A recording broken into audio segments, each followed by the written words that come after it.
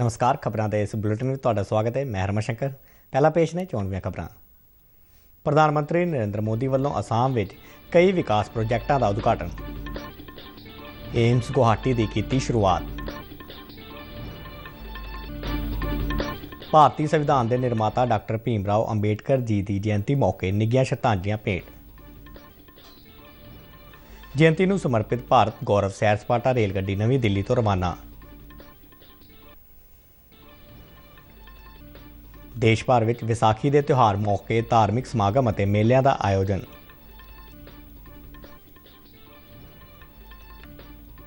खजाना मंत्री निर्मला सीतारमण अनुसार क्रिप्टो करंसियां के आलमी पद्धर ते नीतिगत फैसले लेने जरूरी। ते हुण खबरां विस्तार नाल। प्रधानमंत्री नरेंद्र मोदी ने अज आसाम के चांगसारी में ऑल इंडिया आयुर्विज्ञान संस्थान यानी एम्स गुवाहाटी राष्ट्र को समर्पित किया। प्रधानमंत्री मोदी ने नलवाड़ी, नौगांव और कोकराझार में 3 मैडिकल कालजों का भी उद्घाटन किया। इस मौके संबोधन करदਿਆਂ प्रधानमंत्री ने कहा कि उत्तर पूर्व में पहला एम्स मिलिया है, जिस नाल खेत्र में सेहत संभाल का ढांचा मजबूत होगा। प्रधानमंत्री मोदी ने कहा कि पिछले 9 सालों दौरान उत्तर पूर्वी संपर्क सहूलतों में बड़ा सुधार आया है। उन्होंने कहा कि सेहत और सिक्ख्या समेत समाजिक बुनियादी खेत्र में भी शलाघायोग तरक्की हुई है। इस समागम से प्रधानमंत्री ने IIT गुवाहाटी में Assam advance health care innovation institute का नींह पत्थर भी रखा। प्रधानमंत्री मोदी ने असम में 1 करोड़ 10 लाख लाभार्थियों को आयुष्मान भारत प्रधानमंत्री जन औषधि योजना कार्ड भी वंडे। आजकल एक नई बीमारी देखने को मिल रही है। मैं देश में कहीं भी जाता हूं, उत्तर में, दक्षिण में, नॉर्थ ईस्ट में, पिछले 9 वर्षों में हुए विकास की चर्चा करता हूं तो कुछ लोगों को बहुत परेशानी हो जाती है। ये नई बीमारी है। वो शिकायत करते हैं कि दशकों तक उन्होंने भी देश पर राज किया है, उन्हें क्रेडिट क्यों नहीं मिलता। बाबा साहिब डॉक्टर भीमराव अंबेडकर जी की जयंती अज 133वीं जयंती है। बाबा साहिब का जन्म 14 अप्रैल 1891 में होया सी। संसद भवन कंपलैक्स में बाबा साहिब की जयंती मौके उन्होंने श्रद्धा के फुल भेंट किए गए। श्रद्धांजलियां भेंट करने वालों में राष्ट्रपति द्रौपदी मुर्मू, उप राष्ट्रपति जगदीप धनखड़, प्रधानमंत्री नरेंद्र मोदी, लोक सभा स्पीकर ओम बिरला, साबका राष्ट्रपति रामनाथ कोविंद, BJP के कौमी प्रधान JP नड्डा, कांग्रेस प्रधान मल्लिका अर्जुन खड़गे, साबका कांग्रेस प्रधान श्रीमती सोनिया गांधी समेत कई उगियां शख्सियतां हाजिर सन।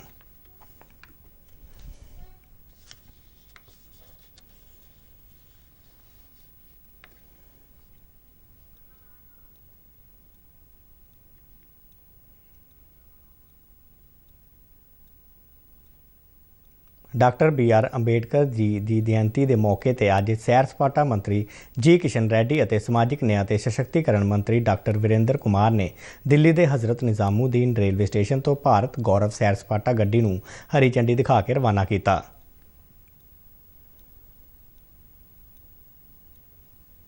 इस मौके बोलदਿਆਂ सैर सपाटा मंत्री G किशन रेड्डी ने कहा कि भारत गौरव सैर सपाटा रेलगड्डी न सिर्फ भारत की अमीर सभ्याचारक विरासत को दर्शावेगी, सगों डॉक्टर अंबेडकर के जीवन और सिक्ख्यावां बारे भी जानकारी देवेगी।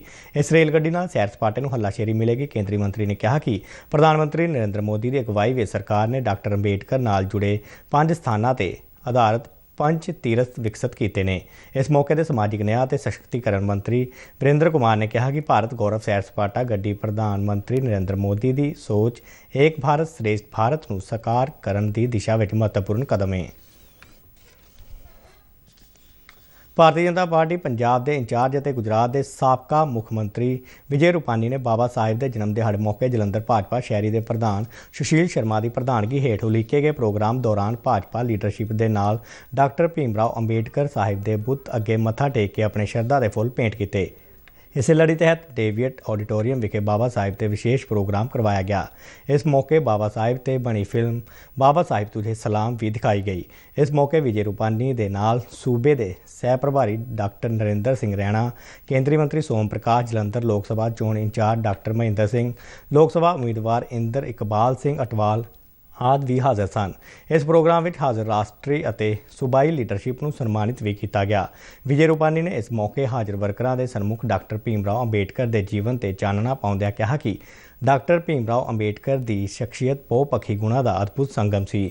ਬਾਬਾ ਸਾਹਿਬ ਇੱਕ ਕੁਸ਼ਲ ਸੰਵਿਧਾਨਕਾਰ, ਨਿਆਂ ਸ਼ਾਸਤਰੀ, ਸਮਾਜਿਕ ਸਿੱਖਿਆ ਸ਼ਾਸਤਰੀ, ਪ੍ਰੇਰਨਾਦਾਇਕ ਅਤੇ ਰਾਸ਼ਟਰਵਾਦੀ ਹੋਣ ਦੇ ਨਾਲ ਇੱਕ ਮਹਾਨ ਵਿਦਵਾਨ ਅਤੇ ਲੇਖਕ ਵੀ ਸਨ। ਅਸ਼ਵਨੀ ਸ਼ਰਮਾ ਨੇ ਸਾਰਿਆਂ ਨੂੰ ਬਾਬਾ ਸਾਹਿਬ ਦੇ ਦਰਸਾਏ ਮਾਰਗ ਤੇ ਚੱਲਣ ਦਾ ਸੱਦਾ ਦਿੰਦਿਆਂ ਕਿਹਾ ਕਿ ਬਾਬਾ ਸਾਹਿਬ ਦੇ ਜਨਮ ਦਿਨ ਦੇ ਮੌਕੇ ਤੇ ਸਾਨੂੰ ਉਹਨਾਂ ਦੇ ਵਿਚਾਰਾਂ ਨੂੰ ਯਾਦ ਕਰਨਾ ਚਾਹੀਦਾ ਅਤੇ ਸਭ ਤੋਂ ਜ਼ਰੂਰੀ ਗੱਲ ਇਹ ਹੈ ਕਿ ਉਹਨਾਂ ਨੂੰ ਆਪਣੇ ਜੀਵਨ 'ਚ ਵੀ ਧਾਰਨ ਕਰੀਏ।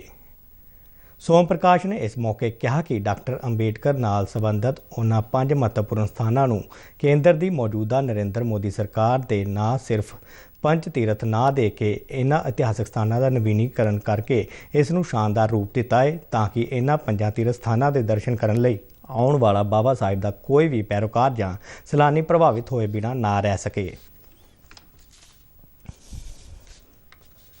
ਦੂਰਦਰਸ਼ਨ ਜਲੰਧਰ ਵਿੱਚ ਵੀ ਅੱਜ ਅੰਬੇਡਕਰ ਜਯੰਤੀ ਬੜੀ ਸ਼ਰਧਾ ਨਾਲ ਮਨਾਈ ਗਈ।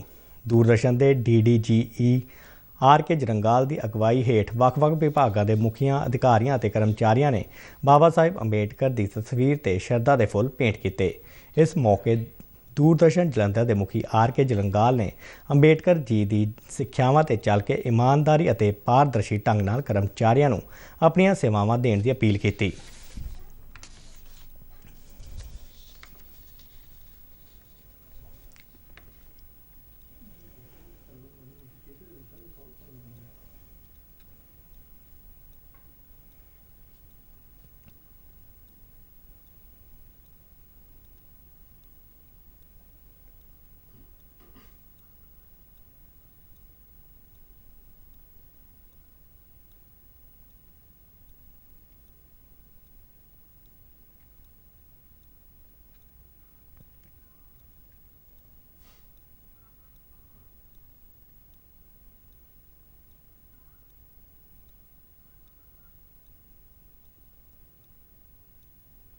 Gazetted and naan gazetted SCBC employees welfare federation Punjab ਦੀ ਜਲੰਧਰ ਇਕਾਈ ਵੱਲੋਂ ਨਕੋਦਰ ਚੌਂਕ 'ਚ ਬਾਬਾ ਸਾਹਿਬ ਭੀਮ ਰਾਓ ਅੰਬੇਡਕਰ ਨੂੰ ਜਯੰਤੀ ਮੌਕੇ ਸ਼ਰਧਾ ਦੇ ਫੁੱਲ ਭੇਂਟ ਕੀਤੇ ਗਏ।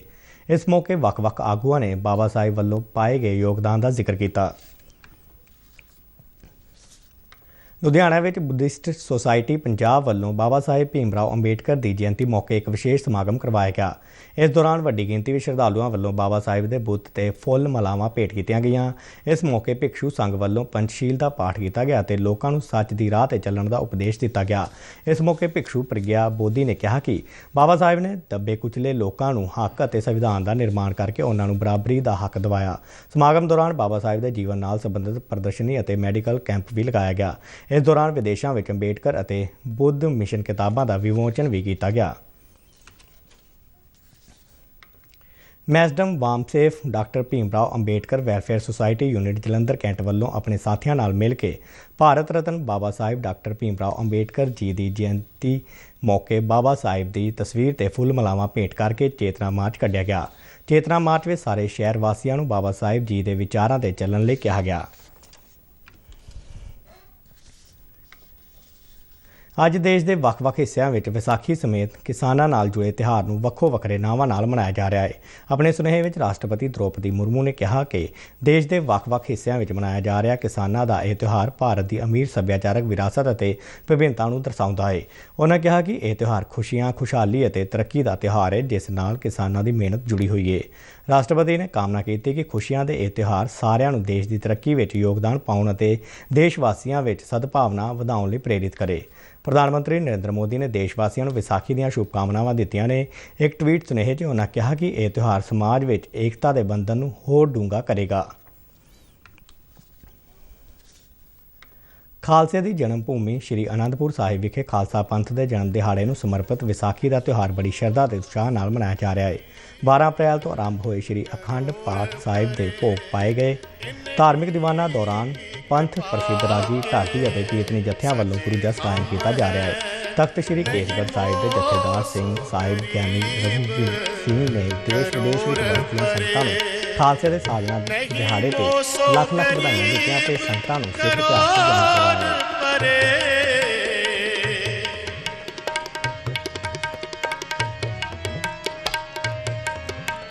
नहीं मोसो गरीब करोड़ परे, इन्हीं की कृपा के सजे हम हैं। नहीं मोसो गरीब करोड़ परे, इन्हीं की कृपा के सजे हम हैं। नहीं मोसो गरीब करोड़ परे, करोड़ परे। ਖਾਲਸੇ ਦਾ ਜਨਮ ਦਿਹਾੜਾ ਤੇ ਵਿਸਾਖੀ ਦਾ ਤਿਉਹਾਰ ਪੂਰੀ ਦੁਨੀਆ ਵਿੱਚ ਮਨਾਇਆ ਜਾ ਰਿਹਾ ਹੈ। ਤਲਵੰਡੀ ਸਾਬੋ ਦੇ ਤਖਤ ਸ੍ਰੀ ਦਮਦਮਾ ਸਾਹਿਬ ਵਿਖੇ ਅੱਜ ਵੱਡੀ ਗਿਣਤੀ 'ਚ ਸੰਗਤਾਂ ਗੁਰੂ ਚਰਨਾਂ ਵਿੱਚ ਨਤਮਸਤਕ ਹੋ ਕੇ ਇਲਾਹੀ ਬਾਣੀ ਦੇ ਕੀਰਤਨ ਦਾ ਆਨੰਦ ਮਾਣ ਰਹੀਆਂ ਨੇ। ਇਸ ਮੌਕੇ ਗਿਆਨੀ ਹਰਪ੍ਰੀਤ ਸਿੰਘ ਨੇ ਸਿੱਖ ਕੌਮ ਨੂੰ ਵਿਸਾਖੀ ਦੀ ਵਧਾਈ ਦਿੰਦਿਆਂ ਇਸ ਦੇ ਇਤਿਹਾਸ ਤੇ ਚਾਨਣਾ ਪਾਇਆ। ਇਸ ਮੌਕੇ ਤਖਤ ਸ੍ਰੀ ਦਮਦਮਾ ਸਾਹਿਬ ਪੁੱਜੇ ਸ਼੍ਰੋਮਣੀ ਗੁਰਦੁਆਰਾ ਪ੍ਰਬੰਧਕ ਕਮੇਟੀ ਦੇ ਪ੍ਰਧਾਨ ਹਰਜਿੰਦਰ ਸਿੰਘ ਧਾਮੀ ਨੇ ਵੀ ਸੰਗਤਾਂ ਨੂੰ ਖਾਲਸਾ ਸਾਜਨਾ ਦਿਵਸ ਦੀ ਵਧਾਈ ਦਿੱਤੀ। ਤਲਵੰਡੀ ਸਾਬੋ ਨੂੰ ਜਾਂਦੇ ਸਾਰੇ ਰਸਤਿਆਂ ਅਤੇ ਗੁਰਦੁਆਰਿਆਂ ਦੇ ਅੰਦਰ ਵੱਡੀ ਗਿਣਤੀ ਵਿੱਚ ਸੁਰੱਖਿਆ ਦੇ ਪੁਖਤਾ ਇੰਤਜ਼ਾਮ ਕੀਤੇ ਗਏ ਨੇ। ਕੱਲ੍ਹ ਦਮਦਮਾ ਸਾਹਿਬ ਵਿਖੇ 5 ਪਿਆਰਿਆਂ ਦੀ ਅਗਵਾਈ ਵਿੱਚ ਮਹੱਲੇ ਦੌਰਾਨ ਨਿਹੰਗ ਸਿੰਘਾਂ ਵੱਲੋਂ ਗੱਤਕੇ ਦੇ ਜੌਹਰ ਅਤੇ ਘੋੜਸਵਾਰਾਂ ਵੱਲੋਂ ਕਰਤੱਵ ਦਿਖਾਏ ਜਾਣਗੇ। ਸ਼ਹੀਦਾਂ ਦੇ ਪਵਿੱਤਰ ਅਸਥਾਨ ਗੁਰਦੁਆਰਾ ਸ਼੍ਰੀ ਫਤਿਹਗੜ੍ਹ ਸਾਹਿਬ ਵਿਖੇ ਖਾਲਸਾ ਸਾਜਨਾ ਦਿਵਸ ਤੇ ਵਿਸਾਖੀ ਦਾ ਦਿਹਾੜਾ ਸ਼ਰਧਾਪੂਰਵਕ ਮਨਾਇਆ ਜਾ ਰਿਹਾ ਹੈ। ਇਸ ਮੌਕੇ ਸ਼੍ਰੋਮਣੀ ਗੁਰਦੁਆਰਾ ਪ੍ਰਬੰਧਕ ਕਮੇਟੀ ਵੱਲੋਂ ਗੁਰਦੁਆਰਾ ਸ਼੍ਰੀ ਫਤਿਹਗੜ੍ਹ ਸਾਹਿਬ ਵਿਖੇ ਸ਼੍ਰੀ ਅਖੰਡ ਪਾਠ ਸਾਹਿਬ ਜੀ ਦੇ ਭੋਗ ਪਾਏ ਗਏ। ਗੁਰਦੁਆਰਾ ਸ਼੍ਰੀ ਫਤਿਹਗੜ੍ਹ ਸਾਹਿਬ ਦੇ ਭਾਈ ਅਜਮੇਰ ਸਿੰਘ ਵੱਲੋਂ ਅਰਦਾਸ ਕੀਤੀ ਗਈ। ਇਸ ਉਪਰੰਤ ਗੁਰੂ ਘਰ ਤੇ ਹਜ਼ੂਰੀ ਰਾਗੀ ਸਿੰਘਾਂ ਵੱਲੋਂ ਇਲਾਹੀ ਬਾਣੀ ਦੇ ਕੀਰਤਨ ਕੀਤੇ ਜਾ ਰਹੇ ਨੇ। ਤੜਕਸਾਰ ਤੋਂ ਹੀ ਸੰਗਤਾਂ ਵੱਡੀ ਗਿਣਤੀ ਵਿੱਚ ਗੁਰੂ ਧਾਮਾਂ ਤੇ ਨਤਮਸਤਕ ਹੋ ਰਹੀਆਂ ਨੇ। ਜਲੰਧਰ ਦੇ ਡੇਰਾ ਸੱਚਖੰਡ ਬੱਲਾ 'ਚ ਵਿਸਾਖੀ ਦਾ ਤਿਉਹਾਰ ਅਤੇ ਵਿਸਾਖ ਮਹੀਨੇ ਦੀ ਸੰਗਰਾਂਦ ਦਾ ਦਿਹਾੜਾ ਮਨਾਇਆ ਗਿਆ। ਇਸ ਮੌਕੇ ਅੰਮ੍ਰਿਤ ਬਾਣੀ ਸਤਿਗੁਰੂ ਰਵਿਦਾਸ ਮਹਾਰਾਜ ਜੀ ਦੇ ਜਾਪ ਕਰਵਾਏ ਗਏ। ਇਸ ਦਿਨ ਦੀ ਮਹੱਤਤਾ ਬਾਰੇ ਸੰਗਤਾਂ ਨੂੰ ਦੱਸਿਆ ਗਿਆ। ਸੰਤ ਨਿਰੰਜਨ ਦਾਸ ਮਹਾਰਾਜ ਨੇ ਹਫ਼ਤਾਵਾਰੀ ਬੇਗਮਪੁਰਾ ਪੱਤਰਿਕਾ ਦਾ ਸਪੈਸ਼ਲ ਅੰਕ ਜਾਰੀ ਕੀਤਾ। ਸਮਾਗਮ ਦੌਰਾਨ ਵੱਖ-ਵੱਖ ਡੇਰਿਆਂ ਦੇ ਮਹਾਂਪੁਰਖਾਂ ਨੇ ਆਪਣੇ ਪ੍ਰਵਚਨਾਂ ਰਾਹੀਂ ਸੰਗਤਾਂ ਨੂੰ ਨਿਹਾਲ ਕੀਤਾ। ਮਿਸ਼ਨਰੀ ਕਲਾਕਾਰਾਂ ਵੱਲੋਂ ਸ੍ਰੀ ਗੁਰੂ ਰਵਿਦਾਸ ਮਹਾਰਾਜ ਜੀ ਦੇ ਪਵਿੱਤਰ ਸੰਦੇਸ਼ਾਂ ਨੂੰ ਸੰਗਤਾਂ ਦੇ ਸਾਹਮਣੇ ਪੇਸ਼ ਕੀਤਾ ਗਿਆ।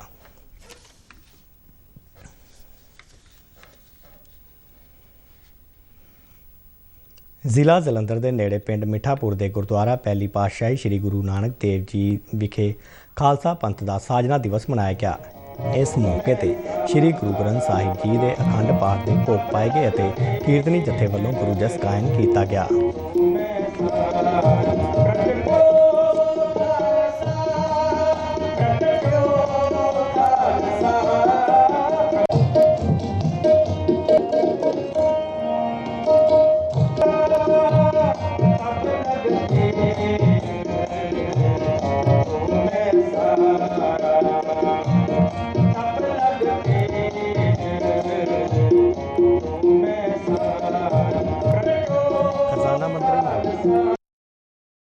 ਦੇ ਆਲਮੀ ਪੱਧਰ ਤੇ ਨੀਤੀਗਤ ਫੈਸਲੇ ਲੈਣੇ ਜ਼ਰੂਰੀ ਨੇ, ਕਿਉਂਕਿ ਇਸ ਨਾਲ ਉੱਭਰਦੀਆਂ ਅਤੇ ਵਿਕਸਿਤ ਹੋ ਰਹੀਆਂ ਦੋਨੋਂ ਅਰਥ ਵਿਵਸਥਾਵਾਂ ਪ੍ਰਭਾਵਿਤ ਹੋ ਸਕਦੀਆਂ ਨੇ। ਵਾਸ਼ਿੰਗਟਨ ਡੀਸੀ ਵਿੱਚ ਭਾਰਤ ਦੀ G20 ਦੀ ਪ੍ਰਧਾਨਗੀ ਹੇਠ G20 ਖਜ਼ਾਨਾ ਮੰਤਰੀਆਂ ਅਤੇ ਕੇਂਦਰੀ ਬੈਂਕ ਦੇ ਗਵਰਨਰਾਂ ਦੀ ਦੂਜੀ ਬੈਠਕ ਦੀ ਸਮਾਪਤੀ ਤੇ ਉਹਨਾਂ ਨੇ ਮੀਡੀਆ ਨੂੰ ਜਾਣਕਾਰੀ ਦਿੰਦਿਆਂ ਇਹ ਗੱਲ ਕਹੀ। ਇਹ ਬੈਠਕ ਅੰਤਰਰਾਸ਼ਟਰੀ ਮੁਦਰਾ ਕੋਸ਼ ਅਤੇ ਵਿਸ਼ਵ ਬੈਂਕ ਸਮੂਹ ਦੀ 2023 ਦੀਆਂ ਸਪਰਿੰਗ ਬੈਠਕਾਂ ਤੋਂ ਅੱਡ ਇਸ ਮਹੀਨੇ ਦੀ 12 ਅਤੇ 13 ਤਰੀਕ ਨੂੰ ਕਰਵਾਈ ਗਈ ਸੀ। ਨਿਰਮਲਾ ਸੀਤਾਰਮਨ ਨੇ ਬੈਠਕ ਦੇ ਸੰਭਾਵਿਤ ਪਰਿਣਾਮਾਂ ਬਾਰੇ ਦੱਸਿਆ। ਖਜ਼ਾਨਾ ਮੰਤਰੀਆਂ ਅਤੇ ਕੇਂਦਰੀ ਬੈਂਕ ਦੇ ਗਵਰਨਰਾਂ ਨੇ ਘੱਟ ਅਤੇ ਦਰਮਿਆਨੀ ਆਮਦਨ ਵਾਲੇ ਦੇਸ਼ਾਂ ਵਿੱਚ ਕਰਜ਼ੇ ਦੇ ਵੱਧ ਰਹੇ ਦਬਾਅ ਨੂੰ ਸਵੀਕਾਰ ਕੀਤਾ ਅਤੇ ਇਸ ਨਾਲ ਨਜਿੱਠਣ ਲਈ ਬਹੁਪੱਖੀ ਤਾਲਮੇਲ ਨੂੰ ਮਜ਼ਬੂਤ ਬਣਾਉਣ ਦੀ ਲੋੜ 'ਤੇ ਜ਼ੋਰ ਦਿੱਤਾ।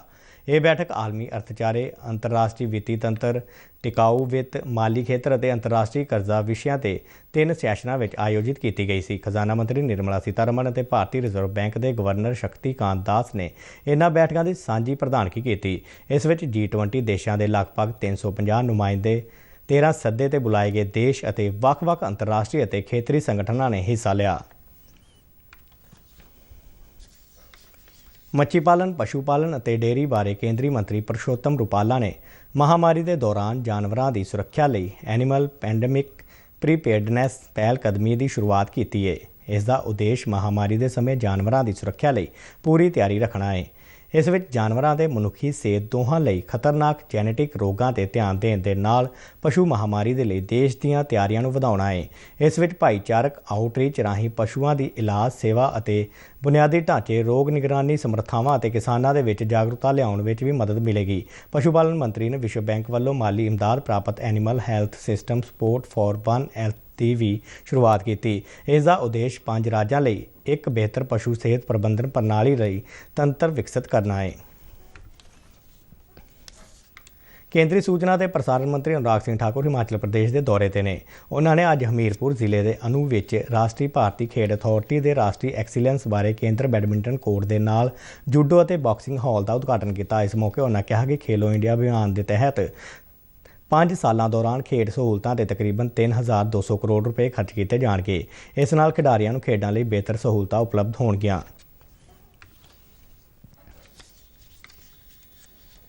ਭਾਰਤ ਦੀ ਪਰੰਪਰਾ ਮਹਿਮਾਨ ਨੂੰ ਅਤਿਥੀ ਦੇਵੋ ਭਵ ਕਹਾਵਤ ਅਨੁਸਾਰ ਸਭ ਤੋਂ ਉੱਤਮ ਮੰਨਦੀ ਹੈ, ਜਿਸ ਦਾ ਮਤਲਬ ਹੈ ਕਿ ਮਹਿਮਾਨ ਪਰਮਾਤਮਾ ਦੇ ਬਰਾਬਰ ਹੈ। ਇਹ ਹਮੇਸ਼ਾ ਸਾਡੀ ਸੱਭਿਆਚਾਰਕ ਆਚਰਣ ਦਾ ਹਿੱਸਾ ਰਿਹਾ ਹੈ ਅਤੇ ਇਹ ਸਿਰਫ ਮਨੁੱਖਾਂ ਲਈ ਹੀ ਨਹੀਂ ਸਗੋਂ ਪੰਛੀਆਂ ਲਈ ਵੀ ਲਾਗੂ ਹੁੰਦਾ ਹੈ। ਇਹੀ ਕਾਰਨ ਹੈ ਕਿ ਹਰ ਸਾਲ ਵੱਖ-ਵੱਖ ਪ੍ਰਜਾਤੀਆਂ ਦੇ ਪੰਛੀ ਖਾਸ ਕਰਕੇ ਸਰਦੀਆਂ ਵਿੱਚ ਪਨਾਹ ਲੈਣ ਲਈ ਭਾਰਤ ਵੱਲ ਪ੍ਰਵਾਸ ਕਰਦੇ ਨੇ। ਭਾਰਤ ਨਾ ਸਿਰਫ ਉਹਨਾਂ ਦਾ ਸਵਾਗਤ ਕਰਦਾ ਹੈ ਸਗੋਂ ਉਹਨਾਂ ਦੀ ਦੇਖਭਾਲ ਵੀ ਕਰਦਾ ਹੈ। ਇਹ ਸਾਡੇ ਪੁਰਖਾਂ ਦੀ ਵਿਰਾਸਤ ਰਹੀ ਹੈ, ਜਿਸ ਦਾ ਜ਼ਿਕਰ ਪ੍ਰਧਾਨ ਮੰਤਰੀ ਨਰਿੰਦਰ ਮੋਦੀ ਨੇ 23 ਫਰਵਰੀ 2020 ਨੂੰ ਪ੍ਰਸਾਰਿਤ ਮਨ ਕੀ ਬਾत प्रोग्राम ਵਿੱਚ ਕੀਤਾ। हमारे पूर्वजों ने हमें जो विरासत में दिया है, जो शिक्षा और दीक्षा हमें मिली है, जिसमें जीव मात्र के प्रति दया का भाव, प्रकृति के प्रति अपार प्रेम, ये सारी बातें हमारी सांस्कृतिक विरासत है। और भारत के इस वातावरण का आतिथ्य लेने के लिए दुनिया भर से अलग अलग प्रजातियां के पक्षी भी हर साल भारत आते हैं। भारत पूरे साल कई माइग्रेटरी स्पीसीज का भी आशियाना बना रहता है और ये भी बताते हैं कि ये जो पक्षी आते हैं 500 से भी ज्यादा अलग अलग प्रकार के और अलग अलग इलाके से आते हैं।